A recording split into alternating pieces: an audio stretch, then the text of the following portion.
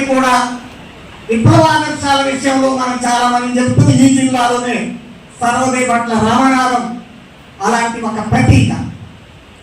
విప్లవాదర్శాలకు అంత ప్రాధాన్యత లేదు, విప్లవ సిద్ధాంతము పండా ఉంటే సరిపోతుందని ఒక వాదన ఉంది. కానీ వాటికి విప్లవాదర్శాలు కూడా జత కలిసినప్పుడే, కత్తికి సానరాయి కూడా తోడైతే మాత్రమే అది పదులెక్కుతుంది.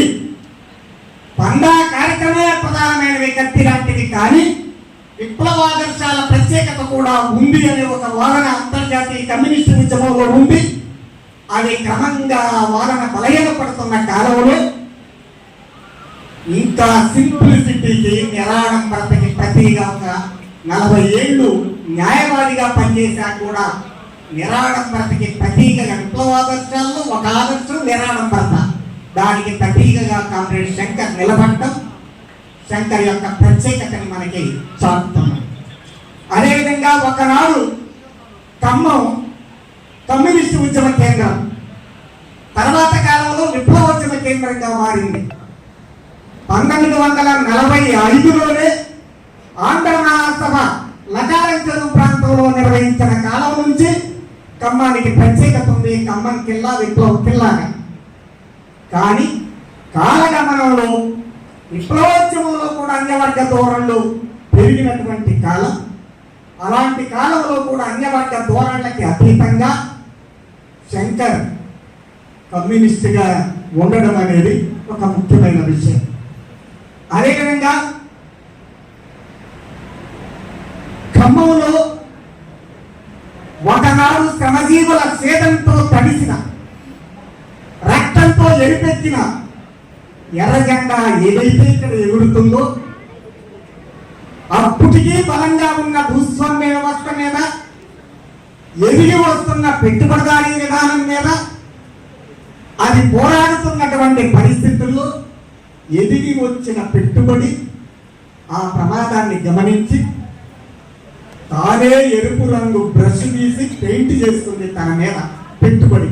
ఖమ్మం ఆ పెట్టుబడిని ద్వేషించాడు కనుకనే కామ్రేడ్ శంకర్ నా భౌతిక కాయాన్ని ఇక్కడ ఉన్న ప్రైవేట్ కాలేజీకి పోతూ మెడికల్ కాలేజీకి కేయూసీకి ఇమ్మని కోరాడు. అప్పటికి ఇంకా ప్రభుత్వ మెడికల్ కాలేజీ ఇక్కడ రాలి ఖమ్మంలో. ఆ తర్వాత ప్రభుత్వ మెడికల్ కాలేజీకి ఇచ్చారు. ఆ కమిట్మెంట్ ఎంత ఉన్నతమైందంటే, ఎరుపు రంగు పెయింట్ వేసుకున్న పెట్టుబడి ఒక మెడికల్ కాలేజీగా మారితే ఆ మెడికల్ కాలేజీ కూడా నా భౌతిక కాయాన్ని వద్దు, అన్టచబుల్, నా భౌతిక కాయం అని చెప్పడం అంటే అది కమ్యూనిస్టు సిద్ధాంత నిబద్ధత, విప్లవ నిబద్ధత. అవును, అలాంటి పరిస్థితి ఖమ్మంలో దాపురించింది కనుక నేను ఆ కాలపు ఖమ్మం జిల్లా కమ్యూనిస్టు ఉద్యమ ప్రత్యేకతకి నా భౌతిక కాయం ప్రతీకగా మారాలి అని కోరుకున్నాడు. దాన్ని మనం ఇవాళ ఆదర్శంగా తీసుకోవాలి. మిత్రులారా, ఆఖరి సమయం. ఇంకా కామ్రేడ్ విమల ముఖ్యమైన వక్త కూడా, మరొక వక్త కూడా ఉన్నారు. నేను ముగిస్తున్న 3 ప్రకటనలు చేసి ముగిస్తా. ఒకటి, కామ్రేడ్ ప్రదీప్ గారు ఆ అనారోగ్యం వల్ల రాలేకపోతూ తన యొక్క సంతాప సందేశాన్ని కూడా తెలపమని చెప్పారు. ఆ సందర్భంగా ఒక విషయాన్ని కూడా గుర్తు చేశారు. పాత మలక్పేటలో 1977 జూన్ 1-2 తేదీలో టీడీఎస్ పునర్నిర్మాణ సమావేశం జరిగింది. అమరజీవి చంద్ర పుల్లారెడ్డి గారు దానికి హాజరయ్యారు. ఆ రోజు ఖమ్మం జిల్లా నుంచి శంకర్, నేను ఇద్దరం హాజరయ్యాం. ఆ సమావేశాన్ని కూడా కామ్రేడ్ ప్రదీప్ గారు గుర్తు చేసి, ఆనాటి నుంచి ఈనాటి వరకు నాకు అనుబంధం ఉంది, రాలేకపోతున్నాను, నా తరఫున సంతాపం తెలియజేయమన్నారు. తెలియజేస్తున్నా.